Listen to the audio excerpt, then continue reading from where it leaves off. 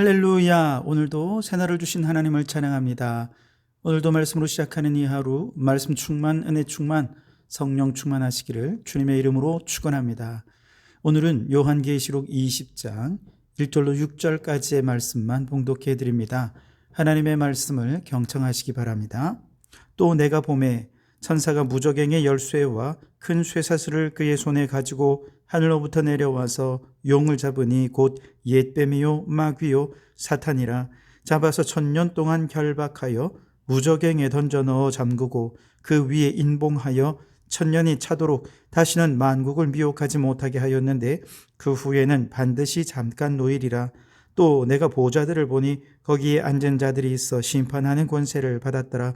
또 내가 보니 예수를 증언함과 하나님의 말씀 때문에 목배임을 당한 자들의 영혼들과 또 짐승과 그의 우상에게 경배하지 아니하고 그들의 이마와 손에 그의 표를 받지 아니한 자들이 살아서 그리스도와 더불어 1000년 동안 왕노릇하니 그 나머지 죽은 자들은 그 1000년이 차기까지 살지 못하더라.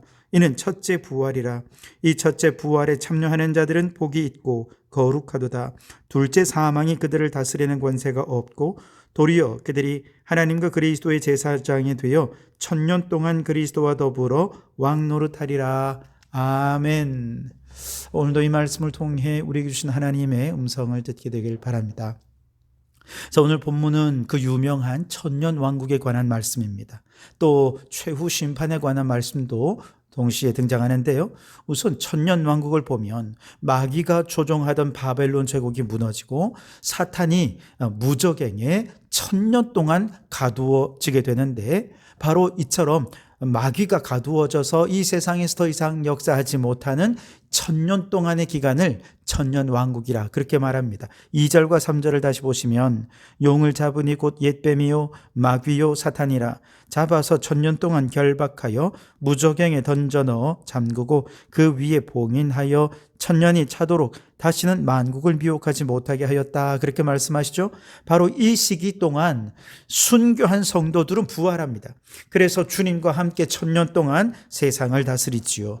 4절 하반절에 보시면 끝까지 믿음을 지키다가 순교한 성도들이 살아서 그리스도와 더불어 1000년 동안 왕노릇하리다. 그렇게 말씀하시죠. 여러분, 바로 이것이 천년 왕국입니다. 5절에는 이 시기를 첫째 부활이다. 그래서 죽은 자들 또 순교자들이 살아나는 것을 첫째 부활이라고 하고, 6절에 보면 이 첫째 부활에 참여한 사람들은 둘째 사망, 즉 마지막 심판을 당하지 않을 뿐만 아니라 1000년 동안 그리스도와 더불어 왕노릇할 것을 증거해 주고 있습니다. 천년 왕국은 예수님이 재림하기 전이냐 후냐 하는 관점에 따라서 전천년설, 후천년설 혹은 무천년설 등 여러 가지 설들이 있고 또 그와 관련해서 논쟁과 논란들이 있습니다만, 여러분, 이 요한의 예언을 박해중에 있는 성도들 그리고 그들의 가족이나 성도들 중에 이미 순교한 것을 보면서 그 다음 차례는 내 차례가 될 것 같다 라고 생각하면서 두려워하는 성도들의 입장에서 이 계시의 말씀을 읽는다면 그런 논란은 크게 중요한 게 아니겠죠. 그들에게 이 계시의 말씀은 어떻게 들려졌을까? 아마 틀림없이 큰 위로의 말씀으로 들려졌을 것입니다. 새로운 세계, 새하늘 새 땅이 도래하기 전에 그리스도와 연합하여 온 천한 만국을 사랑과 공의로 다스리는 바로 그 영광스러운 자리에 참여하게 해 주실 것이라는 이 사실 하나만으로도 죽음에 대한 두려움을 이기고 다시금 박해 속에서도 담대한 믿음으로 살아갈 수 있게 되었을 것입니다.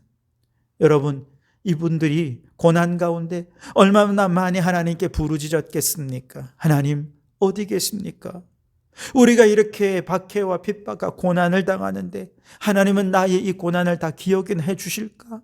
이 극한의 두려움 속에서 믿음을 지키는 게 과연 제대로 된 건 맞습니까?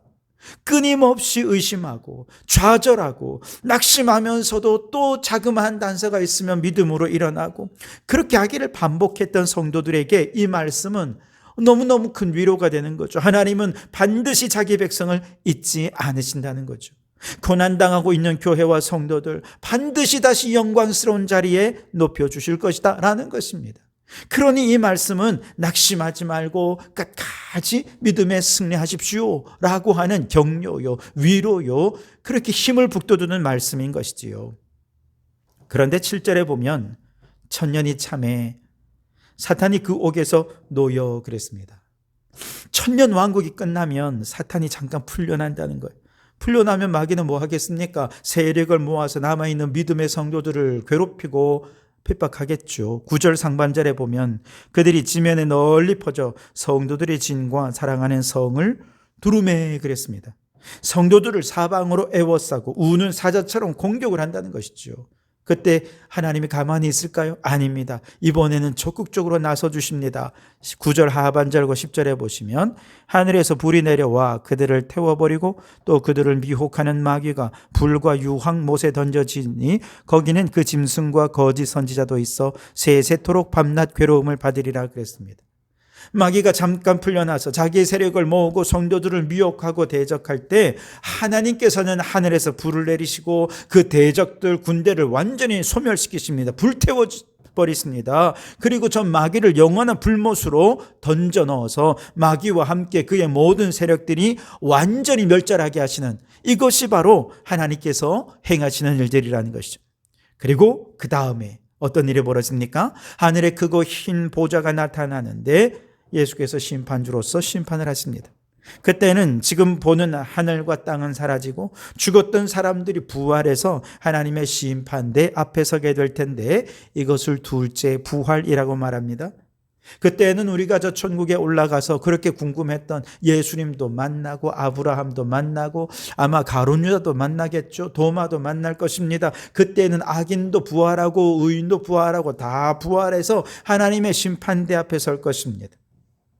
둘째 부활의 때는요, 죽었던 사람들이 다 일어나서 심판을 받습니다. 그런데 어떤 사람, 예수님을 믿은 사람들은 생명의 부활로 부활하지만 예수님을 믿지 않은 사람들은 심판의 부활로, 멸망의 부활로 부활하게 될 것이라고 말씀하고 있습니다. 그래서 많은 사람들은 이 하나님의 심판을 바라보면서 천국과 지옥에 대해서 하나님의 사랑의 하나님이신데 어떻게 천국, 이 지옥을 만드실 수 있는가, 그렇게 얘기하는 사람도 있어요. 2011년에 미국의 롯베이라는 목사님이 사랑은 이긴다라는 책을 썼거든요. 그 내용이 뭐냐 하면 지옥이 없다는 것입니다. 하나님이 사랑이신데 예수 안 믿는 것 때문에 지옥에 보낸다면 그게 어떻게 사랑의 하나님일 수 있느냐. 하나님은 아무리 악한 자도 다 용서하시고 다 구원하실 것이다, 이런 얘기입니다. 그런데 여러분, 지옥이 있을까요? 우리가 이에 대해서 뇌피셜로 그냥 생각해서 말하는 것은 큰 의미가 없어요. 예수님이 뭐라고 말씀하셨느냐가 중요하죠. 마태복음 10장 28절에 보면 몸은 죽여도 영혼은 능히 죽이지 못하는 자들을 두려워하지 말고 오직 몸과 영혼을 능히 지옥에 멸하실 수 있는 이를 두려워하라 그랬습니다. 예수님도 지옥이 있음을 말씀하십니다. 하나님은 어떻게든 우리가 지옥에 들어가지 않도록 하기 위해 예수님을 보내시지 않았습니까? 만약에 지옥이 없다면 굳이 예수님이 이 땅에 오실 이유가 없었죠.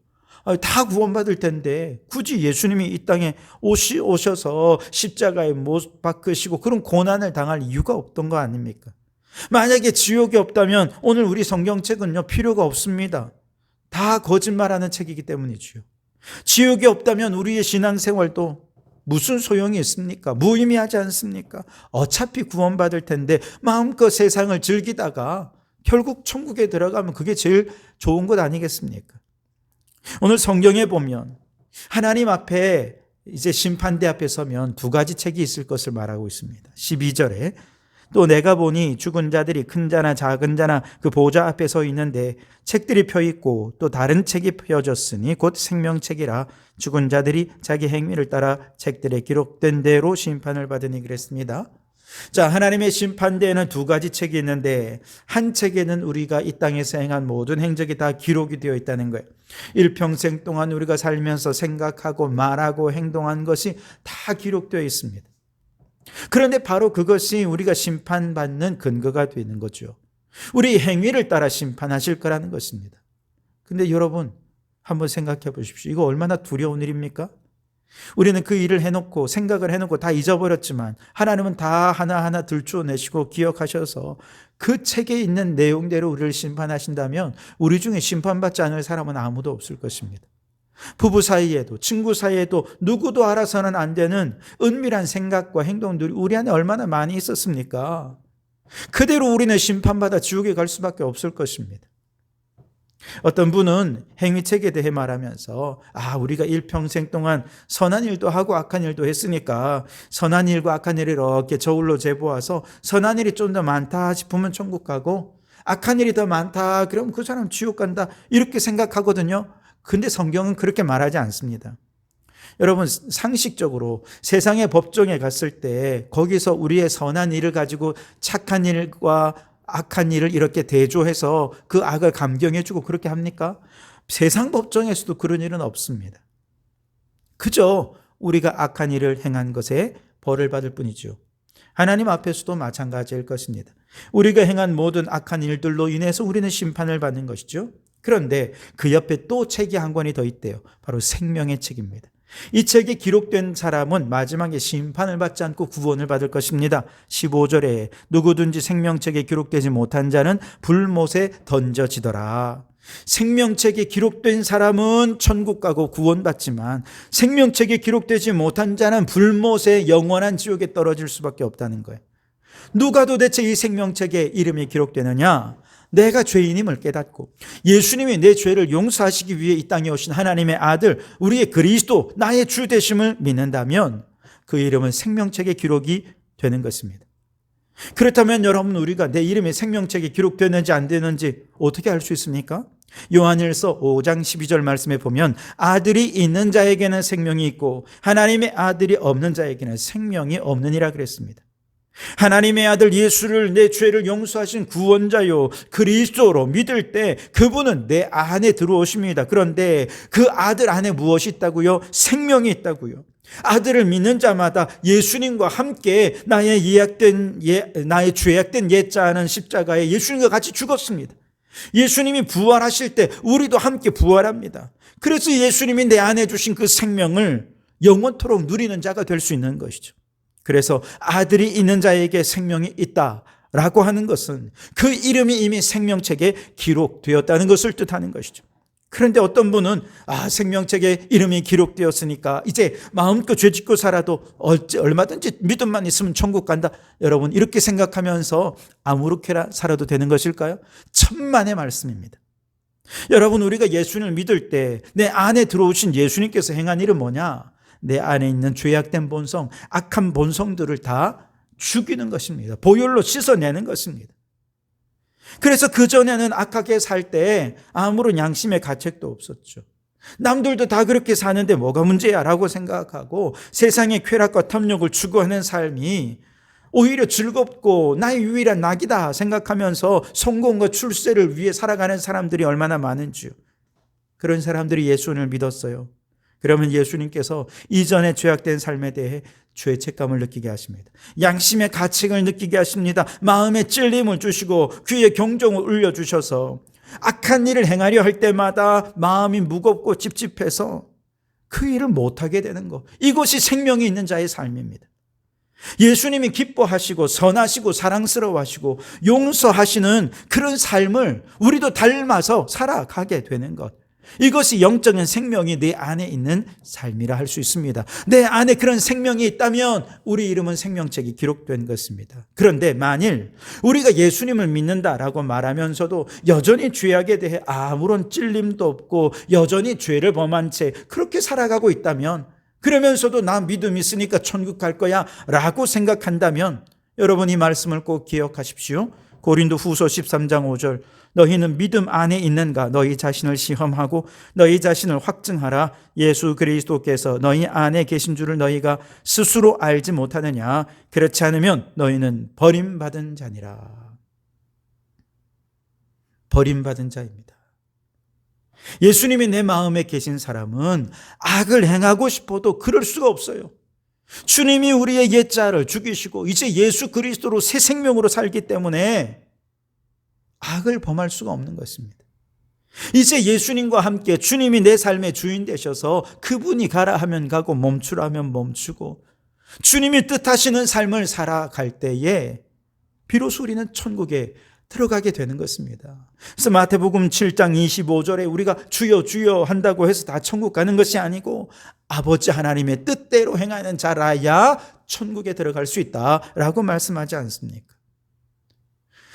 뜻대로 행하는 이 행위가 중요한 것이 아니라 내 안에 예수님께서 거하시는 자가 주님의 뜻대로 행할 수 있고 그가 천국에 들어가는 것이지요. 예수님이 내 안에 안 계시면 아버지의 뜻대로 행할 수도 없습니다.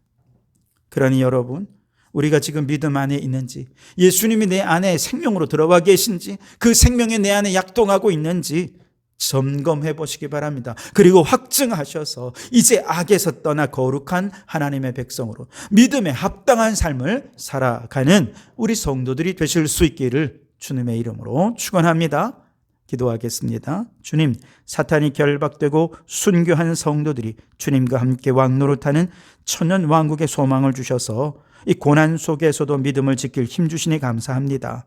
이 말씀이 힘이 되고 위로가 되어 이 고난의 시대 속에서도 끝까지 믿음을 지키는 승리자가 되게 해 주시옵소서. 우리는 여전히 죄 가운데 살며 주님의 뜻을 따르지 못한 많은 순간들이 있었음을 회개합니다. 믿음이 흔들리고 세상의 두려움과 욕심에 빠져 주님을 온전히 의지하지 못했던 우리의 연약함을 용서하여 주시옵소서. 마지막 심판대 앞에서 우리 행위가 드러나지만 예수 그리스도를 믿는 자의 이름은 생명책에 기록되어 영원한 생명을 얻게 하시리라는 약속을 붙잡습니다. 우리가 믿음 안에 있는지 날마다 시험하여 예수님을 마음에 모시고 생명이 있는 삶, 생명책에 이름이 기록된 자답게 살아가는 저희가 되게 해 주시옵소서. 이 땅에서 우리가 죄악을 멀리하고 하나님 뜻을 따라 행하는 모든 것이 하늘 창고의 보화로 쌓여지게 하소서. 죄악을 멀리하고 주님의 뜻을 따라 행하며 끝까지 승리하는 저희들 되게 도와주시옵소서. 예수님 이름으로 기도하옵나이다. 아멘.